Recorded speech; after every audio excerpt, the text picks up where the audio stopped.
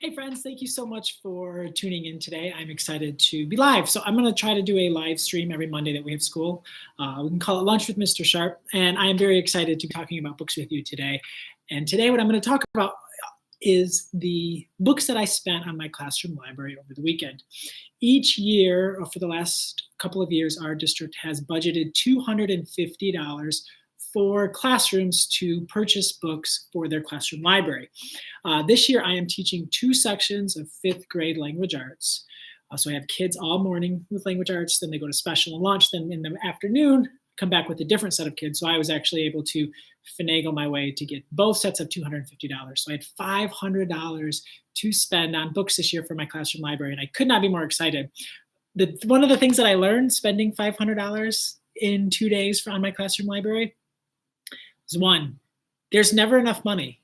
No matter how much money you have to buy books, you will always leave sad that you did not have more money to buy books, and you will always leave books behind, which is terribly sad. And 2, you just can't make every reader happy. You can't buy every book that every reader wants, which is heartbreaking as a teacher because there are so many books that I wanted to do and get, and it's just hard not to be able to get them all. So I'm going to talk to you a little bit about my process. This money I had at the very beginning of the year, and I could have spent it right away.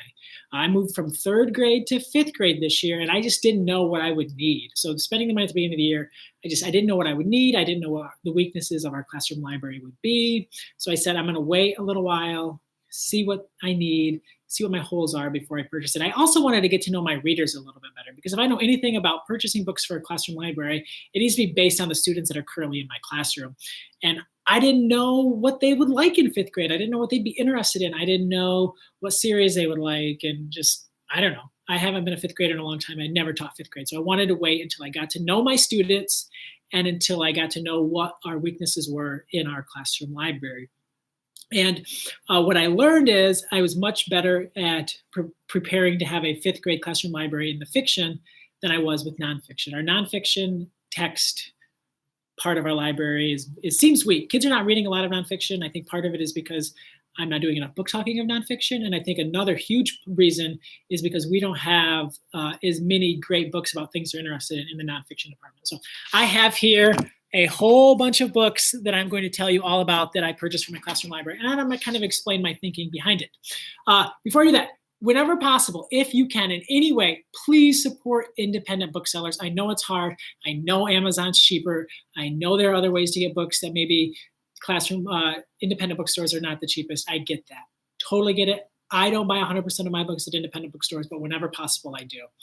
The books that you're going to be seeing today were purchased over 2 days. Friday, I went to an independent bookseller, and Saturday, I went to a Barnes & Noble, both located near my daughter's gymnastics class. So I was able to kill 2 birds with 1 stone while they were practicing. Before I do it, I was supposed to start my live stream 20 minutes ago, but the kids had to go to recess, which was a huge bummer.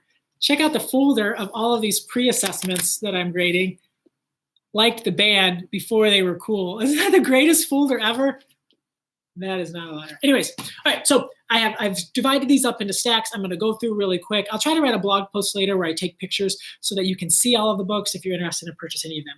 The first stack that I have here are books that are related to sports, so nonfiction text about sports. My kids love sports. I do not have enough sports books in my classroom library, so I got a whole bunch of sports books to add to it. I got, my kids call these bobblehead books. What is the Super Bowl? They were very excited about reading this, especially with the Super Bowl coming up in 2 weeks. So excited to have this. We had a copy before, it disappeared, which usually means it's a pretty good book. So excited to have this. I am not a Tom. I respect Tom Brady. I get it. He's the best ever. But he went to Michigan. I'm a Michigan State guy. But we had Tom Brady biography. When I showed them this today, they were cheers, they were boos. It was fun.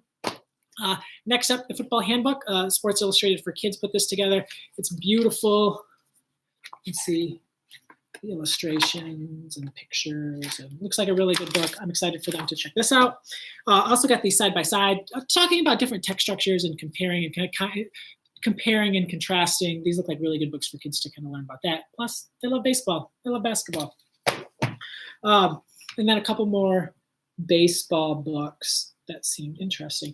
Another thing that I noticed when I was shopping, I can buy fiction online. Like I can send a book order to BookBug in Kalamazoo with the fiction titles that I need. But when I'm shopping for nonfiction, I feel like I need to be in a bookstore. I need to be sitting on the floor. I need to just be leafing through books. It's just too hard for me, nonfiction. I got to be there. I got to touch them. The next couple of books, gaming, right? The kids love gaming, gaming record breakers. They're going to love this.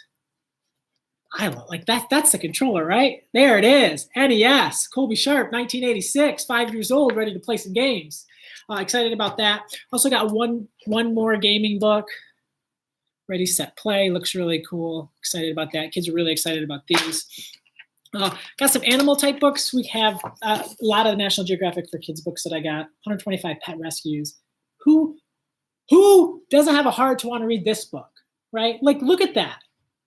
Look at that. My kids are going to love that. Dino records. What do kids love? Kids love records. Guinness Book of World Records are always checked out. Kids love dinosaurs.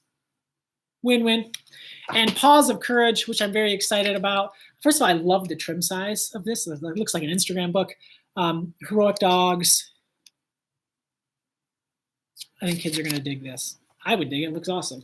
All right, next up, of course, Minecraft books. Just like we have all of the Diary of Minecraft zombie books. We have 12. Actually, there's a 13th I just saw in the Scholastic Book Order, which we're going to be purchasing soon. You see the Scholastic Book Orders are on their desk. These went home today. Stone Fox for $1, people. Don't pass that up. Stone Fox for $1. Jeez, the Kleenex that you'll need for that book will cost more than that. All right, sorry about that. So some more Minecraft books. These look sweet, right? Diary of an 8-Bit Warrior. I haven't read these. I'm sure all the kids will read them and devour them. Excited about that. Wings of Fire has taken over my morning class.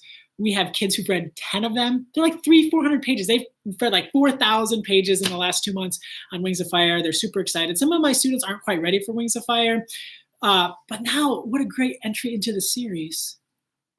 Graphic novel, Wings of Fire graphic novel. And we purchased this from our last Scholastic Book Order, but we needed another copy because, you know, Wings of Fire is wildly popular. So very excited about this. Star Scouts, I have the second one, but I didn't have the first one. This is the graphic novel pile, sorry. This looks really cool. I haven't read it, but we had the second, we didn't have the first. Excited to have that one. Yeti Files, didn't have this one. Kids love the blue one. Sometimes you just miss books. Got to figure that. That's one of the things when I went to get books that I thought about, like what books in series are we missing? Rescue Warriors, another graphic novel that I hadn't seen, looked really cool. The kids seemed to like it when I kind of previewed it today. Excited about that. Quick look. Looks really cool. Cardboard. I don't have cardboard. Like when I taught fourth grade, I went from fourth to third. I lost my copy. I'm like, I probably don't need cardboard in third grade. It's kind of intense for some of my kids. Now in fifth grade, like, cardboard is amazing. I'm so excited. My kids are very creative and they like to build things in cardboard. They have like a house for the pet tortoise over there in the classroom that they've been building the last several days. It's this epic. It's like Andy Griffith's 13-story treehouse meets class pet tortoise. So they need this book. Excited about that. Red's Planet. We've had Red's Planet. Kids love Red's Planet. We have the hardcover, and it doesn't even have a dust jacket, so it's just like a planet on the cover, but we did not have the second one. So now we have a second copy of the first one and a first copy of the second one. Excited about that. A lot of American Girl doll fans in my class. Pretty cool American Girl doll graphic novel. Excited about that. And finally, another, got to keep getting the books in the series.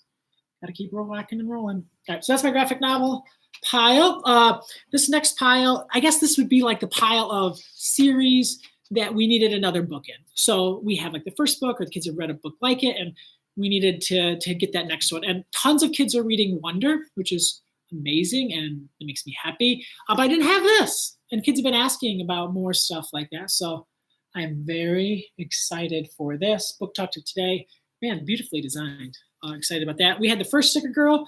Did not have a second Sticker Girl. Kids are big fans of Janet Tashian. She's been to our school twice, and she's coming back this summer for Nerd Camp.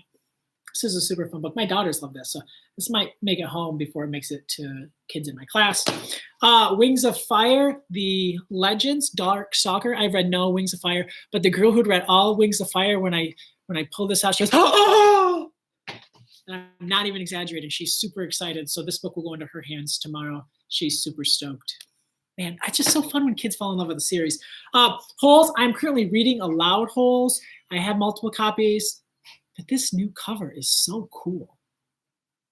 So I had to get that. All right, next up is Wings of Fire 7. I have a lot of Wings of Fire books, but somehow the 7th is missing. And one of my students is on book 7, so I had to fix that. Next up is Patina. I read aloud Jason Reynolds' Ghost. We had one copy of Patina, but a kid keeps leaving it at his mom's house. We needed a second copy of Patina. Excited to get that in. And 52 Story Treehouse. Kids are huge fans of the Treehouse books, but somehow the 52 went missing. So now we have a copy of 52 Story Treehouse. All right, kids are coming back from lunch pretty soon, so I'm going to start picking up the pace a little bit. A lot of kids during Creative Start have been doing coding through Scratch, so got them a little workbook here so they can learn some things.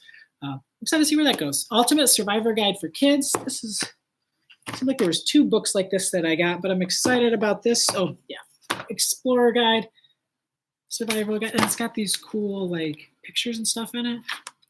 So excited about those. I got a couple of war books. Excited about those. Some kids are at the window. They're early. Hi. Fly Guy presents Why Fly Guy. Looks pretty cool.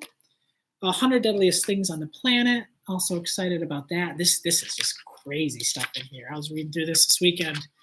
Bull Shark. All kinds of crazy stuff. Weird but True Presidents. Excited about that. Very excited about this one. I have a kid in my class who is a gigantic WWE fan. Greatest 100 matches. I hope Andre the Giant's in here and the Ultimate Warrior, because those are the 2 baddest dudes that have ever wrestled in WWF, back when it was WWF. I also have a couple of kids who are giant fans of Earth and planets and countries. One kid like knows every country. It's just crazy how he can rattle those off. So got a lot of books like this, National Parks, Atlas. Really excited about this. Mr. Shu, you're probably not watching because you're like traveling the world, but this book, Mr. Shu, you could have written this book, all of your crazy travels, and then a bunch of Atlas books. Terrible 2, needed fresh copies. Rules, needed a new copy. This is my new copy pile. The Other Side, Jacqueline Woodson, E.B. Lewis, my all-time favorite picture book. I really think it's my all-time favorite picture book. Didn't have a copy. I've always been like going to find one. Used to have a copy, needed a new copy. Other Side, phenomenal. Couple of less. Oh, jokes, funny stuff. I had like 1 joke book in the entire classroom. So we got hilarious jokes from Minecraft, Young Comics Guide to Telling Jokes, Scared Silly Jokes, Minecraft puns, mega funny, Out of This World, and then riddles for Minecrafters. You got to give the people what they want, and the kids want this kind of stuff, so we got to get those kind of books for kids. And then finally, these Phoebe and the Unicorn books, we had the first one. These books just look cool next to each other, right? Right? So we had to get all of those. So all in all, 500 books. It went really, really fast. The moral of the story is we must always continue to find ways to get more books for students. Be creative about how to get books into our classroom library, and not just like the Scholastic Book Order. And those books are great, but we need to be able to get the books that we want, not that the books that Scholastic Book Fairs is telling us to get, Scholastic Book Clubs, or like a used bookstore, Goodwill has. Like, we need to get the books that the kids want to read. Those places are great to get books, and I get books there as well. But we need to find ways to get the books that the kids want to read if we want them to read. We have to be creative. I know every school doesn't have $250. I know every school doesn't have some of those resources, but there are ways that we can find books. I know we can. We have to be creative. There are so many books that our kids want. Buying 500 books, all it made me think of was the $2,000, the $3,000, the $4,000 worth of books that I wish I could buy. Thank you so much for tuning in. If you made it to the end, you are amazing. I appreciate it. I know it was long. I know I talked a lot. If you don't subscribe to the channel, please click subscribe. If you click the bell, you'll actually get a notification anytime that I go live like this. I'm gonna try to go live once a week, Lunch with Mr. Sharp. And I'll also have another video during the week, an interview series that I do called One Question with Mr. Sharp. And then I always try to do a 3rd video on the weekend if I can. Thank you so much for tuning in. Have a wonderful day. Happy reading.